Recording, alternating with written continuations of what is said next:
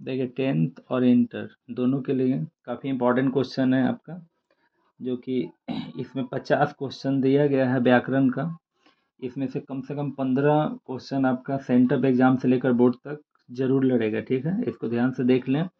पहला क्वेश्चन है संज्ञा के कितने भेद है, तो संज्ञा के 5 भेद है, ठीक है। आप जानते होंगे व्यक्तिवाचक, जातिवाचक, भाववाचक, द्रव्यवाचक और समूहवाचक। सर्वनाम के कितने भेद हैं, तो 6 भेद हैं। वाक्य के 3 भेद हैं, ठीक है। आपका क्रिया के कितने भेद है, 2 भेद हैं। लिंग के, हिंदी में लिंग के 2 भेद होते हैं, स्त्रीलिंग और पुल्लिंग, ठीक है। इंग्लिश होता तो 4 हो जाता है। वचन के भी 2 ही भेद होते हैं आपका, एक वचन और बहुवचन। संस्कृत में 3 होता है। वर्ण के कितने भेद हैं, 2 भेद होते हैं, स्वर्ण वर्ण और व्यंजन वर्ण। स्वर वर्ण की संख्या कितना है, तो 11। व्यंजन वर्ण का कितना है, 33। तो वही 11 और 33 जब मिलेगा तो 44 होता है ना। पूछता है कि हिंदी में वर्णों की कुल संख्या कितना है, तो 44, ठीक है। वर्णों के समूह को क्या कहते हैं, तो वर्णमाला। समास में क्या होता है, तो समास में विग्रह होता है। समास विग्रह कहता है ना कि समास विग्रह कीजिए, तो समास में विग्रह होता है।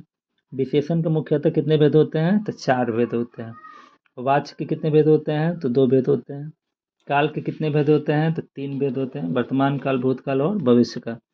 वर्तमान काल के कितने भेद होते हैं, 4 होते हैं। भूतकाल के 6 होता है, भविष्य काल का आपका 4 होता है। कारक के 8 भेद होते हैं। संधि में क्या होता है, तो संधि में विच्छेद होता है। समास के कितने भेद होते हैं, तो समास के 6 भेद होते हैं, ठीक है। जब भेद पूछेगा तो नए समास का काउंट नहीं होता है, ठीक है।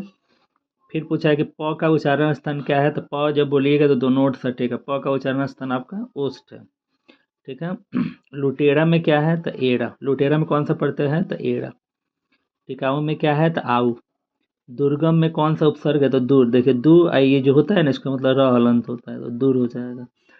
पराजय में कौन सा उपसर्ग है, तो पड़ा, परा। फिर यहाँ पे दिया है कि अनुराग का विलोम क्या होगा, अनुराग का विराग होता है। अस्थावर का विलोम क्या होगा, तो अस्थावर का जगम हो जाएगा। स्तुति का निंदा होता है। यहाँ पे पय का पर्यायवाची क्या होगा, पय का आपका हो जाएगा दूध।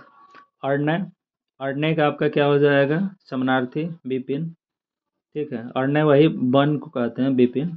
तम मने अंध के अंधेरा होता है, तो विलोम पूछा है।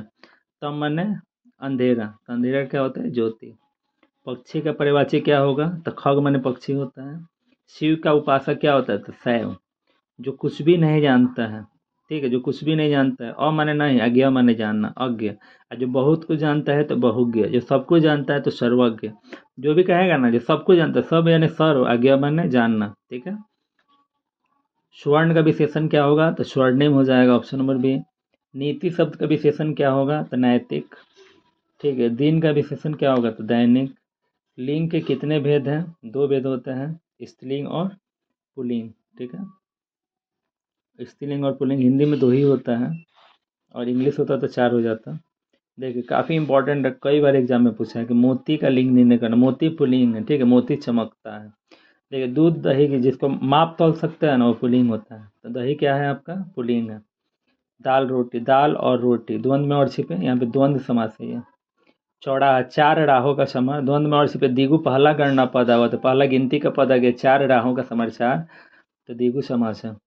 विद्यालय का कौन सा समास है, विद्या प्लस आलय, विद्या का आलय तत्पुरुष समास है। संधि के 3 भेद होते हैं, स्वर संधि, व्यंजन संधि और विसर्ग संधि। स्वर संधि के 5 भेद होते हैं। नायक, तो नय प्लस अक, नायक। पावक, पौ प्लस अक, पौ प्लस अक, पो प्लस अक, पावक, पो प्लस अक, पावक।